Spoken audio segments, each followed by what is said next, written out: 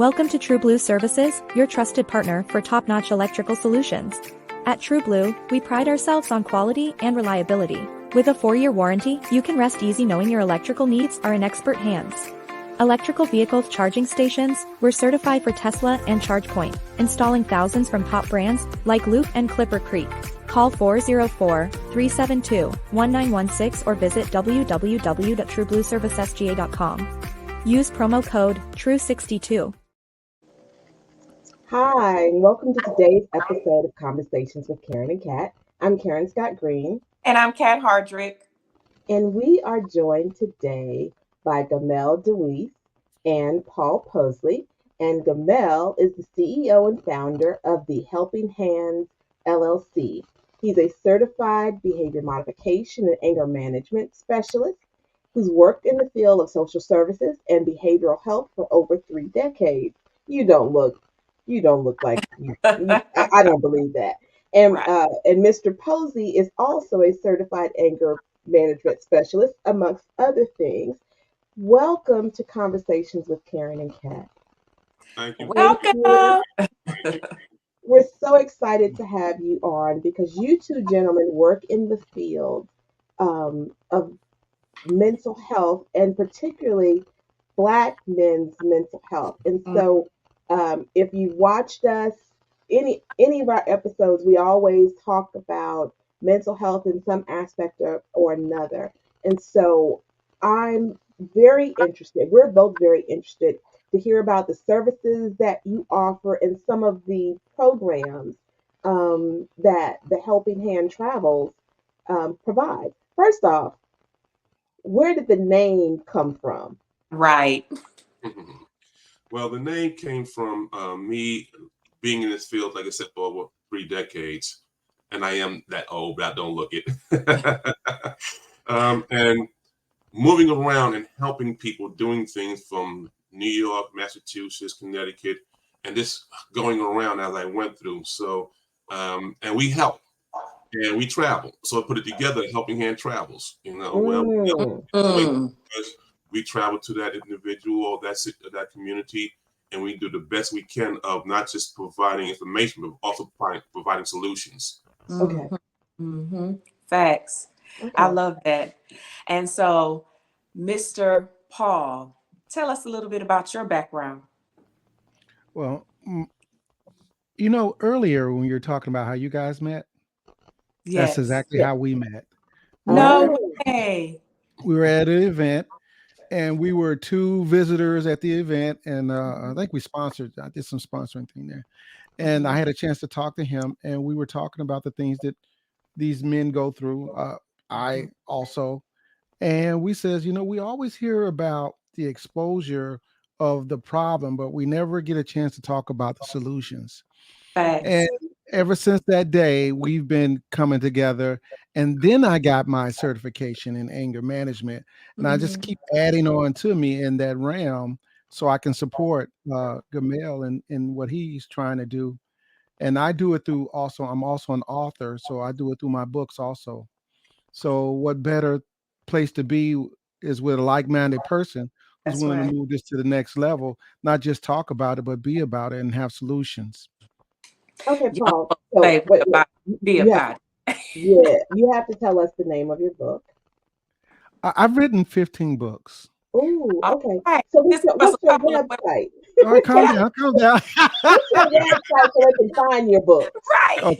Okay, hold on. So let's go with the one that's best for this today. Okay. This is my book, 75% Man. Mm. Oh, It talks about being I'll put the links and stuff in the okay. comments. How about that? Okay. Okay. It talks about being a man child who's living with trauma, who becomes a dad with trauma, who gets married with trauma, and then the family's trying to figure out what's wrong with him, and he's never addressed his traumas. And of course, we go through times where we think men don't know anything about trauma. Like the only thing, like trauma is like woman central. No, it actually goes to both sides, and we don't address it. And men haven't had a safe place, like you said, you created to come out and talk about it. And I think we're at that point that men are emotionally constipated. And those are the men you're dealing with, and you're wondering why it's hard for them to function and get to the next level because it's not being addressed and it's been pushed down. Kind of like it's kind of like when you do your front yard and you rake the leaves. And what do? You get so many leaves in the bag, you push it down. Oh, right, right. And then you put some more leaves and then you push it down. Well, that bag tends to explode. And That's then you right. wonder what's wrong with him. Yeah. And then that's the leader of the household who's moving in trauma, low-key trauma. And it's bad for the next generation because Absolutely. your kids are sponges and they do what you do. Their conflict resolution is in line with your conflict resolution. That's right. And the other part that they could get and need is not being introduced to them. And I'll just stop right there. Well, no, you on a lot. I'm sorry, girl. You know we gonna tag team on this one. We love this topic because we love our men and empowering. You know, she has sons, I have sons, and you know, husbands and brothers and family. Like this is really dear to us. I love the metaphor of the leaves. Yes, that's exactly what we do. Our men do because it's going to the doctor is one thing. But then when you know that it's something else going on, like how can we, let me make sure I ask this question right. As supporters of our village, in your line of work, how have you found it helpful for us to support our brothers and, you know, our men, period, to go get help? Because I think sometimes we may emasculate our men, or we may put on them, ain't nothing wrong with you, or you just lazy, or I don't need a man, or all of this stuff that women, Black women, have stuck to and that's their narrative. Yeah. And I don't want that to be our narrative. We don't have all Black men ain't bad, all Black, nah, that's not it. What can we do as the women in our village to help support our men to get to spaces where they can get the help that you guys offer? Gamel, you want me to go? Sure, you can go. Okay. Have the conversation when there's not conflict. That right there. Because nothing gets resolved if we're both at 10. Everybody doing this. Yeah. Everybody doing and once that pops off like that, the listening goes down to maybe a 2. And you only listen for key hurtful words that you can regurgitate later in the conversation. And also put it in a context. Let's go check these people out and see what this is about. You know, I see more panels where there are more women asking about men and men not asking about men. So if we were to put in a place where we can actually have a conversation about, I did feel uncomfortable trying to express myself. I might as well say it's almost like in front of the enemy, because I know I'm going to hear this later. Right. So I think you have to get to a point where you have to want it without being forced to get it. A lot of things we do is so reactive, like having a heart attack. Now you want to change your diet. You know, you got high blood pressure. Now you low key a diabetic. Now you want to change your diet. You know, you've been incarcerated. Now you want to get your driver's license right. You know, you all so many things we're doing on a negative. Someone asked me, how was I doing today? I'm powerful. I asked you that. I love that. And my powerful is my ability to make changes without negative stimuli. I am no longer going to be in pain and hurt to be my greatest self. And that's how we've been doing it. It's so reactive. So I think the conversation about, what do you think about your mental health? Or have you even looked into your mental health? And what does it mean to you? And do it while you're single. Address it while you're single. Oh my goodness. So you can be whole when you get to your partner and not talk about it. It completes me, dude. You're supposed to be whole already. So the assumption, Gamel, how tall are you? 6'4", 6'6" when I get mad. Okay. at 6'4", they think he's ready already. At his height, at his age, they think he's ready already. We have to test and feed that inner child, because that's the wounded one, Yes. not the adult one, because we're in defense mode. We're defending the child when we go through these things, because the child was probably not educated, not loved, not hugged, not spoken to, Pushed on emasculated food. along the way. Yes. And I think that's why I say it's a singular journey. It's not me and my wife's journey. I'm not married, but it's not me and my wife. It's not me and my partner's He journey. not married, ladies. He not married. No. It's not a two-person journey. They have to want it really, really bad. And it's not, they just don't know it's greater on the other side. They think you're losing something to get the help, and it's not going to be greater on the other side. I'm here to tell you, I've been going to therapy since 2016. I was in the Marine Corps for 23 years. That's the stuff on the wall. That's not that's the real stuff. I did not know. Well, first of all, by the time I divorced, I did not like who I was. And I was not who I thought I was. You know, you have to do self-reflection in order to do self-correction. Hello. And the time I spent looking at myself after the divorce, I was totally disgusted with who I was. But I did not get help yet. It took something negative to happen for me to go ahead and say, you know what, I need some help. Right. And I surrendered to the idea of help.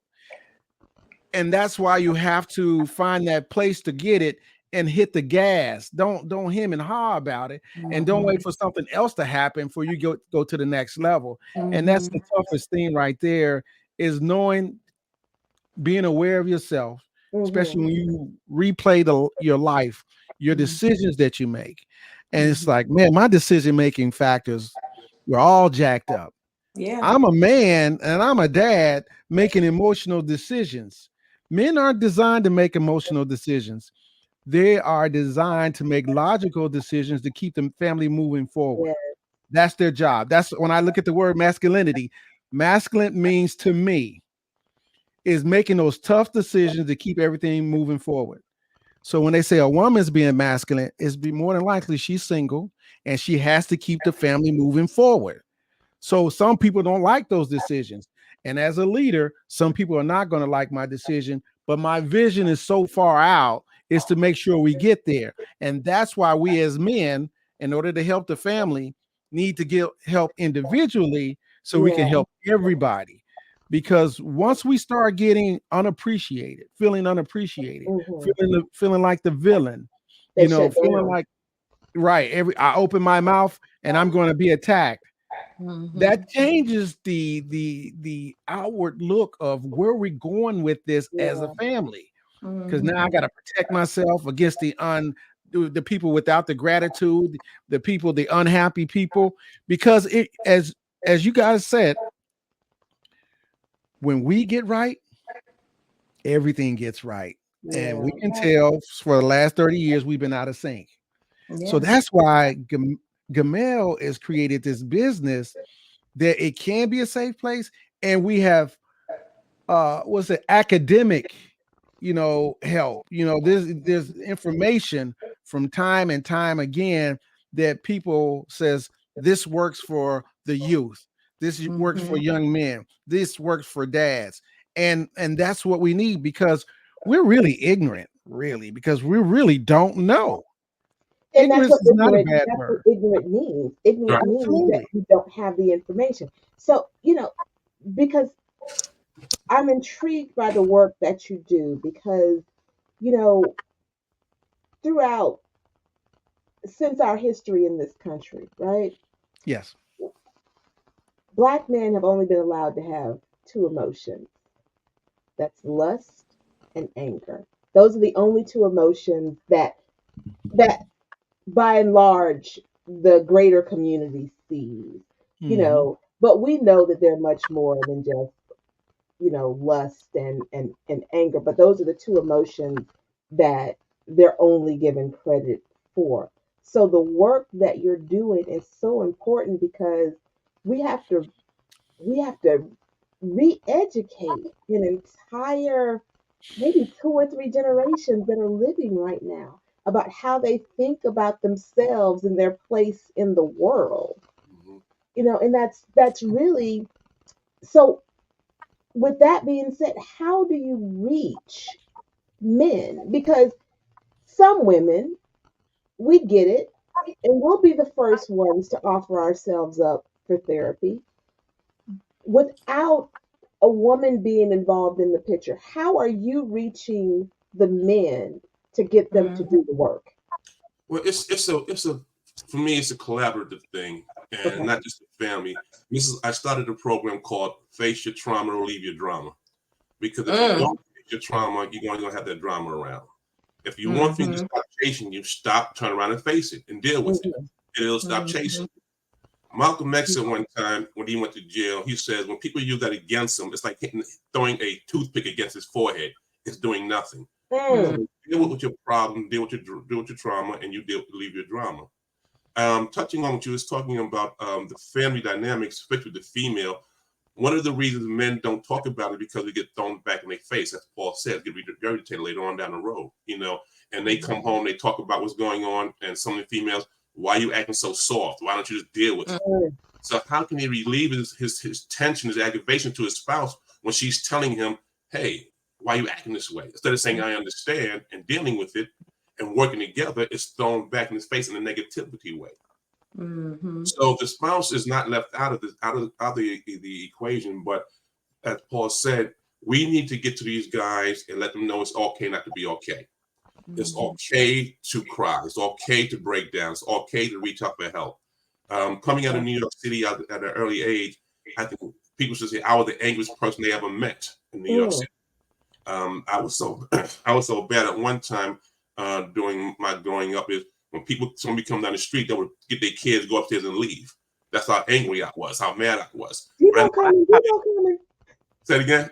Debo coming. Debo. I'll be talking when you leave. It's straight up. People should get upstairs and leave. But, as Paul said, to stop looking in the mirror and see what I was doing, not just to myself, but everybody that saw me. Then I turned it around, and I said to myself, one, as I started doing this from a group home up to where I am now, I need to stop because children look at me, like you said, in a different light. They're fans, they're recorders. And so if they see me doing this and I'm getting away with it, they're going to start doing the same thing, but emulate what I do. Yep. So I changed, and this is what I do right now, and I love this because I change the cognitive behavior to change the physical behavior. Okay. Once you change the cognitive behavior, physical change is going to change automatically because it's like that. It's like looking at a plate of food. If you think about it, that's cognitive. If you touch it, that's physical. So if you look at it and say, hey, it looks good to me, you're going to touch it. You're going to try to eat it. If you look at it look bad to me, you're not going to bother because your cognitive behavior says, don't bother. Yeah. The thing is changing the cognitive behavior, looking at things in different lenses. And how do we do that is giving support and giving suggestions, not giving answers. Because if you're not there, we can't help you. So you need to make these decisions on your own. No matter what the decision is, we try to support it, but also give, like we said earlier, as Paul said, we give suggestions, we give solutions, we give you a different way of thinking. So this way, when problems arrive, instead of saying, hey, where's so, you go to your toolbox in your mind. Let me pull this tool out. Let me pull this tool out. Let me pull that tool out. Because we gave you the resources that you have to help yourself. Because we want everybody to be self-helping. And we don't want to be the crutch, but we want to be the helper. This is why we come with the helping hand. We lend their hand, we put our hand out there. If you're going through something, put your hand out there, reach for out. Well, our hand's already there. Just put your hand out, grab us, hold us, talk to us. And we'll give you the best information we can. And what we don't do is let you loose. We stay in contact. Thanks. So how long are you working with men? Just men by itself it's never been by itself. I've been doing this since 86, coming through the home up until now. I work with Georgia Regional State Hospital. I was the supervisor of 2 units that were acute crisis stabilization units for females and men. So we've been together for a long time. But as Paul and I said, we sat down together. We was like, every time we go somewhere, we always hear dialogue, never a solution. Right. So we've been doing this together, and we've been going out and doing podcasts and going to tabling and putting out information out, letting people know, hey, you have a safe place. and you have a safe place. I work with Fathers Matters, Bail Project, Dads First, and we do a lot in the community for the fathers, let them know that you have an outlet. You're not by yourself. So we reach out to the father, but we also include the family, because it can't work if the family is not involved with it as well. It has to be a dynamic for results. Now, if you go to the father by themselves and say, hey, this is what you need to do, and they're working on it, and they go home and it's still toxic in the household, it's not going to work. Or it will work very, very little, but the family has to be involved. The children, if they are old enough to understand, the spouse needs to be involved with this, because if they're not working in connection together, it's always going to be that missing link. So we want to make sure that everybody understands each other, because your feelings are always validated, but your process of thought is always questionable.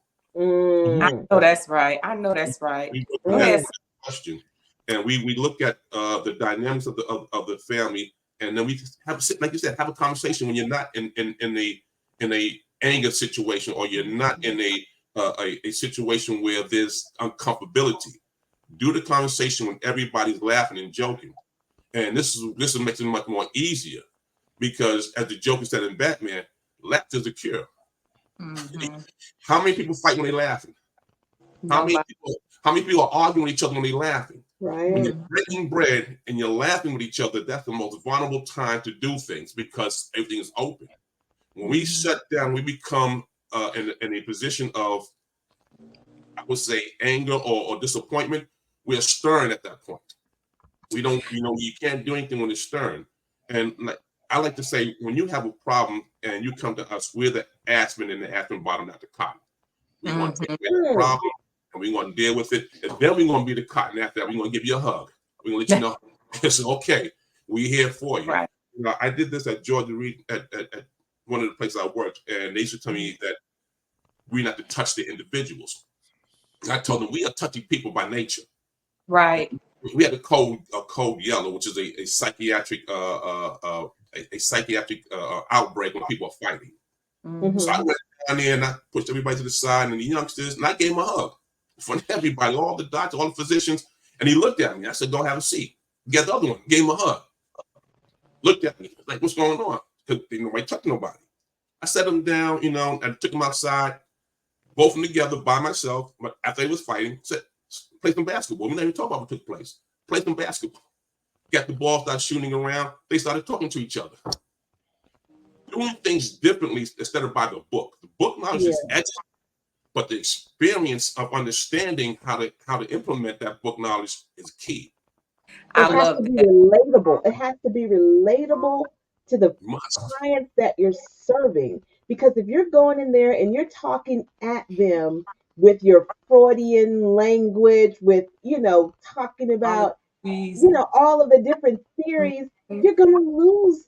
You're going to lose a good percentage of your clients. And so it has to be relatable. And you have to get to them in a language that they understand. And that language may be basketball or craft or whatever it is, but it has to be relatable, or you'll lose them. Do you know how many men have not been hugged?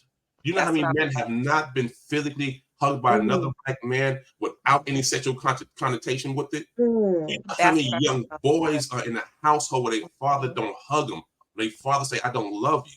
When their father don't say that to their spouse. And we grow up in that same emotion, and we take it out in the street, and it's like snake venom. It hits everybody that you touch. As I was about to say, it seems like you melted the situation by giving those young people a hug. That was the first thing. And they probably was looking like, wait a minute, that kind of felt good in a healthy way, right? And it was. Yeah. And it was. They tried to say I was ethically wrong. I was breaking boundaries. And my test was, okay, next time you have a cold yellow, don't call me. You did. Facts. Because the ultimate thing is you resolve them kids and stop from fighting and tearing up each other and hurting one another in school. They wanted you to come in with your physical appearance. They didn't want you to come in with your emotional side. They wanted the physical. They wanted the body. They wanted your body. They didn't want you to That's They reach ain't want for your them. inner strength. They ain't want They your said, inner "Oh, strength. look how big you are." That ain't got nothing to do with it. It sure Listen, doesn't. I'm the biggest kid in the room at times. Yeah. So the kid will say, "You play too much, Mr. DeWese. You play too much." So, and once you get to know me, like I said, laugh is the key. And we go through enough hurt and enough trauma and enough disappointments and enough depression to not laugh. Yeah. I got a couple of things. Go ahead. We need to know this, and you guys are going to agree.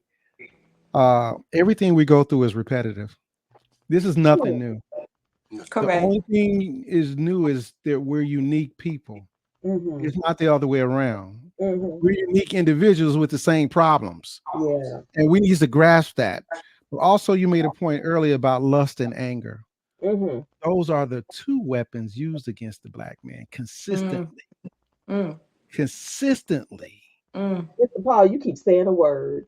I'm telling you, I've watched this so many times. My history is from I used to work for the VA, and I've housed over 500 homeless veterans. And of course, I would have to say 80% of them were men and single men, or men who were not connected to their family. Yes. So, and it goes with that, not being touched, not being coddled, not being cared for. And I asked them, where's your kids? Do you have any kids? And they would say, yes. And I says, why aren't you connected with your kids? And they would say, well, I grew up without a dad.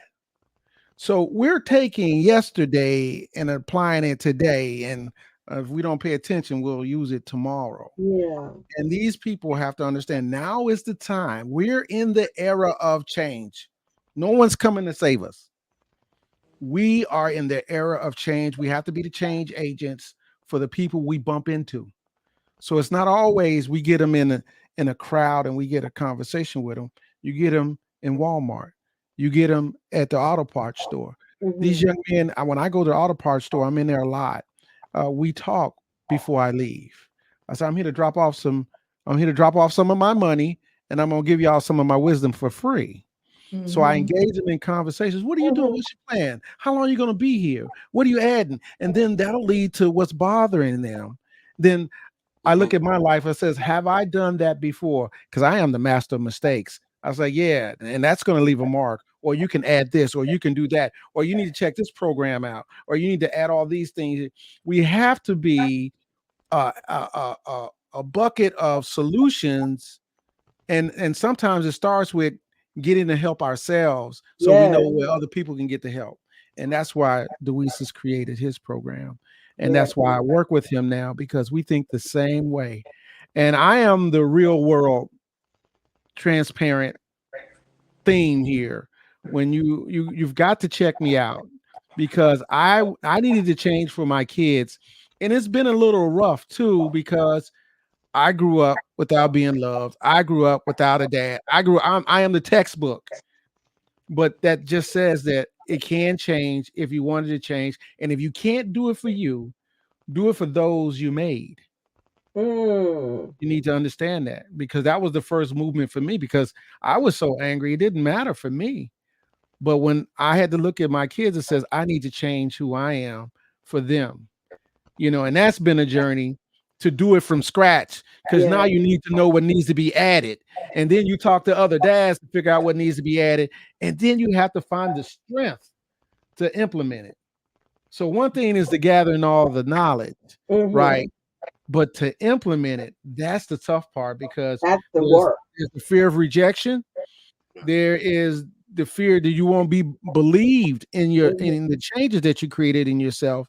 And then there maybe nobody's going to support you, because life is like riding in the back of the bus and you're enjoying yourself.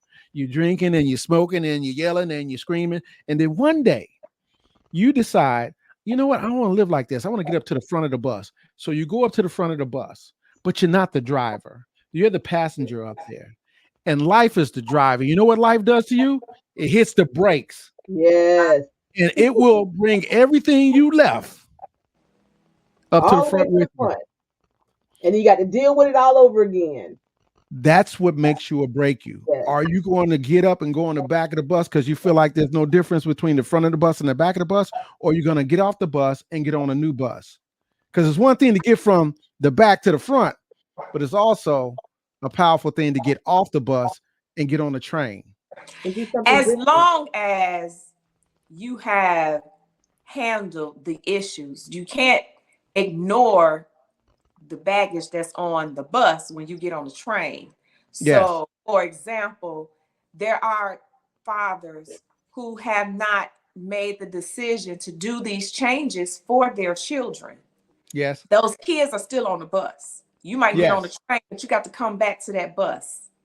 So we normally what's on the bus is your parents and the uneducation. It's not the kids. You know, some people just not motivated with their children. I mean, look at what we're doing. We mentoring and we helping kids that some people just checked out. And I would love to talk about how we can, I don't know what that thing is, because everything that clicks for each individual is their own thing. But I think part of going on to the next bus is that you have now brought those things that you've learned with you so that you can do something different. So I take the metaphor of getting on a new bus or a new mode of transportation is that now I have a new vehicle, I have skills, I have tools that I've acquired, that I've learned how to put into practice, that I can do things differently. So now I'm moving in a different lane. And so instead of working, you know, instead of being angry about things, now I know how to channel that anger when something comes up. That's how I took your metaphor. You said address. Yeah, you gotta address a lot of our children, when they go through situations, like they recorded, a lot of our children go through situations and they automatically labeled as maladaptive. Well, it's an adaptive attitude they have. They adapt in their environment to make themselves secure.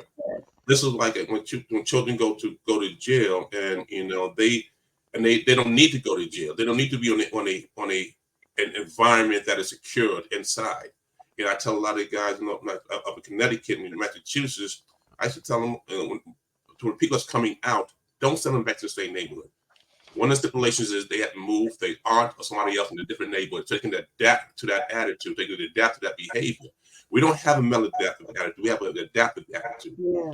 You're going to don't send them inside, because if you send somebody that's not violent inside, when they come out, they're going to be violent because they have to adapt that attitude and that behavior to survive. Yeah. So we and people, they keep on labeling us, especially those that have a problem of maladaptive. And again, they make decisions from an armchair without really being in the trenches and understanding what's going on. You know, I go to people and I deal with these children. And they say they oppositional defiant. Why?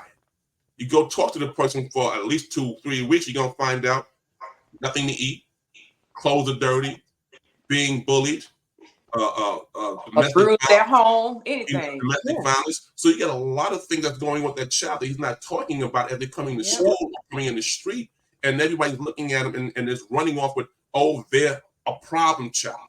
They don't listen. They don't want to do things. And if you talk to that individual, no children, you'll find out a lot of things are going on in their world that they can't control or don't have control or don't know how to get help. That child is not worried about. That child is not worried about your math homework when they don't have no lights at home. That child is not worried about, you know, if they're hungry or if they're embarrassed about the smell of their clothes, and their parents say you got to go to school, they kick them out the house. You know, because then unfortunately, the parents got to go to work now and get 2-3 jobs to make one end meet. And that the father's in the house and the mother's in the house, who's watching the child? Who's taking care of the baby? The older kid, somebody else is dead while the parents gone. One thing I want to say is I hear mental illness, for me, in my opinion, is just like another addiction. You know, you have to take it on and make sure it's something that you want to do. If you want to stop smoking, you want to stop doing drugs, you want to do something, it's an addiction. You got to make the choice that your mental health is imperative. It's a priority. Right. I had to go through mental health. I had to acknowledge my own stuff, and I had to do my journey. And it took me double digits to even get to that space. And I also want to say dysfunction is function. You got functional and dysfunction. And so just because you're surviving, you may be surviving in a dysfunctional environment. There's And a lot of people. There's a lot of people that applies right. to. And so when we have people who are addicted to narcotics, let's just say somebody's addicted to crack. That everybody know what that is in our generation. And so you don't put that person back into a crack infested environment. You tell that person that they got to relocate. So why not do the same thing when our young people have been around this whole dysfunctional environment, whether it's fighting and gangs or what have you, stealing, so forth, then why are we putting them back in that and expect them to change? Same thing with adults. And that's why it's so important for family to be on board. Like I had to do my whole I'm sorry campaign for all of the stuff I did to everybody, and then creating boundaries. Right. So that people who does not serve facts that don't serve me well, who still want to bring old cat, like Tyler Perry said, oh, Helen's gone. Okay. You know, you have to acknowledge that I'm a new person. Like you said, I got on a new bus, but I had to deal with my stuff first. That's all. You know, I have to deal with my stuff because you can't keep sweeping it under the rug, acting as if it's not going to go, like it's going to go somewhere on its own. It's going to go from the floor to staircase. You keep piling up. It's going to look like stairs going up. Tough thing about kids is when the kids, you say you're going to change your life, you have emotional credit with them. And you could have used it all up, and they're not going to always believe in your change. Oh my goodness! But you have to put your mask on first and run that life the right way. They will catch on. You said go back and get them. You can't. You can't. They will gravitate to the most positive you. They will gravitate where you need them to go. You can't ask them, nor can you make them, because they lived in that mess. You're right. And that's the tough part about it, you know. And part of that too. It's for the adults. It's more like lead by example for the lead by example. Now for the adults, some people don't even know what mental health look like. They don't recognize it because they've been in it all their life. So they need somebody to say, "Hey, like we said earlier, are you okay?" And really, are you okay? Because a lot of adults don't know what mental health look like. They don't know what depression looks like, and because they've been doing it for so long, they think it's natural. We have functional depression people out here. We have functional people out here that are self-harming, and no one knows because they function, and it's bad by themselves. This is why it's important for those like us to pay attention, to be cognizant of people that's around us, you know, and especially people that we really care for, to be cognizant of their behaviors, cognizant of their body language. And we also energy people. We full of energy. So when people come around you with bad energy, the hairs on your neck stands up automatically. You feel funny. Your stomach start grumbling. It's like animals get that bad sense of punishment coming around. The dogs start growling. The cat start standing up and just looking at them. Because that energy that comes through that door around us affects us, whether you know it or not. But those that are in tune with it will say, "Hey," tap somebody and say, "What's with that guy over there?" Because they feel it. They don't know what it is. But we need to start. We can recognize it, but other people cannot recognize it in themselves. Absolutely. There was my move. Mirror to help yourself. My move to get help was in a whisper. I attacked this guy, and I felt there was an elder there who saw the altercation. So the next week I saw him, and I was apologizing to him what he saw me do to another black man. And he told me, "You need help right now." Within 7 days, I was in therapy. Okay. Because I know, just like I said before, you stop waiting for these horrific things to happen to us, and just allow someone to say, "Hey, come to this event," or "You need some help," or "Have you ever tried this?" You know, examine yourself. What does your self-talk look like? And one of the things we tend to do is we try to fall back. And normally, if anybody's ever been divorced, it's the thing they're going to tell you, "I'm about to do me." Right? Imagine if you were taught to do me first. What if self-love and self-care was something that we were taught in our households? That would change how we interact in relationships and the people we pick. It just, you see what I'm saying? We're doing so much reactive work. we smell funny. That's how bad it is. Yeah. Imagine if we just did this on the front end, and that's what we need to teach, because I believe we can get people to do mental health things if we get them to think about themselves. I know it almost sounds selfish, but we never put self not in selfish. there. These things are foundational. Well, wait a minute. For those who are not getting it, it sounds selfish. Like when you said you had boundaries. Yes, sir. Yes, to some other people, saying it doesn't seem like you're loving yourself. You're just not dealing with nobody else. No, boundaries are required. Why you acting funny now? What's your problem? You don't like me? So here's what I hear. You think you better than I am? No, because I'm rocking with my girl Karen Scott Green. Yeah, we are better. But Don't be scared to say that. These things are foundational, right? So we have to change in order to change the children in our family. We have to change how we think. So that's getting the parents in, and then we bring up the children. So with that, I need to make sure, and I don't want to be remiss, that I let everybody know how they can reach the Helping Hand Travels. So it's thehelpinghandtravels.com, and you can also reach Gamel at DeWise, DEWESE, at thehelpinghandtravels.com, and at 1-800-988-2969. Again, 1-800-988-2969. Because, we'll start talking and we forget all about the important things, and that letting people know how to contact you. And Mr. Posey, who's been dropping all of these nuggets and talking about his book, you can find his books on neg2posbooks.com, and that's NEG, the number 2, POS, books.com, NEG, the number 2, POS, books.com, also on IG at NEG2POSbooks.com. Mr. Posey is also on YouTube. He has a YouTube channel called Posey on YouTube, and you can find his books at Walmart, Target, Books A Million, Barnes and Nobles, Goodreads, and everywhere. Make sure y'all get it from his website directly, though. We're gonna go straight to that website. Straight to the website so he can get all that money. Yes. So he can get all that money. And I want to say that we take no money from the folks that we have on from Helping Hands or from Mr. Posey. We Kat and I provide this information and these services when we find people or people find us, because they want the information out there. And so we love our community. Yes. And this is all about love. This is a ministry for us, for both of us.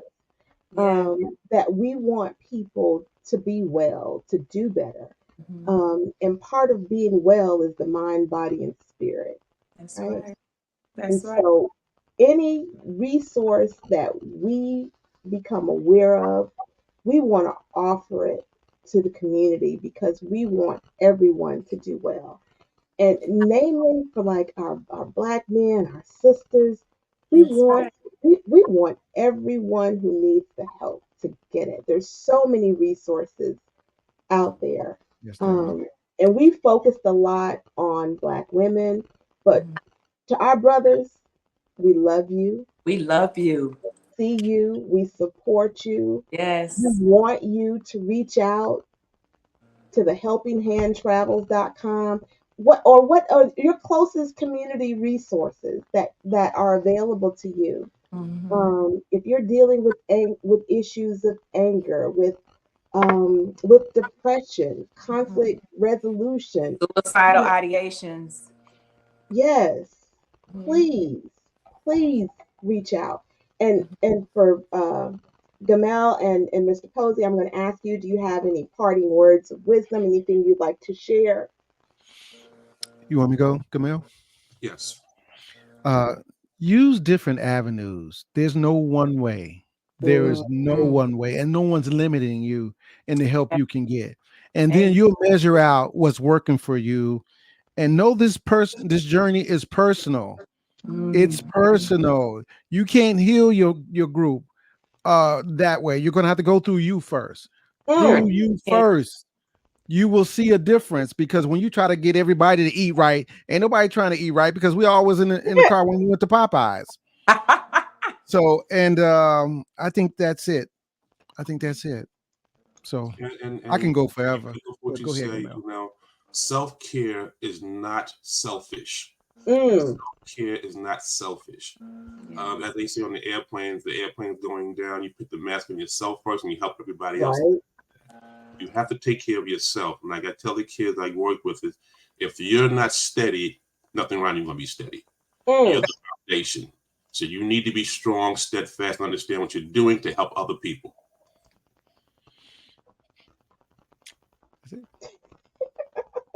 Kat, I'm gonna need you to stop touching stuff. Sorry, I didn't know if y'all could hear my landscaper out there. I was trying to hit mute. She got you, dizzy. Yeah. For those who are listening and not watching, she's touching things and she's switching folks around. I'm gonna need her to not touch stuff. This is why we organic. We don't have any. This is live. This is your real live story. But I love having you guys. I really appreciate and I love what you guys are doing. And we normally ask a mental health question, but I know what we're going to do. I would love to have a conversation. Maybe we can post some stuff on our social media pages so we can post how do you handle your mental wellness? All the things that you individually are doing. How would you handle that? And maybe we can take that to social media so we can post it on this YouTube when it comes out, so we can have that dialogue publicly and get some other folks to chime in with us so we can give them tools on how to handle it for Black men to do it and others as well. So I want to do that. Okay. I'm in. We are definitely in, ladies. Gentlemen, thank you so much for joining us today. And to our listeners, as always, we want to thank you for joining us on this episode of Conversations with Karen and Kat. Well, we are impacting the world one conversation at a time.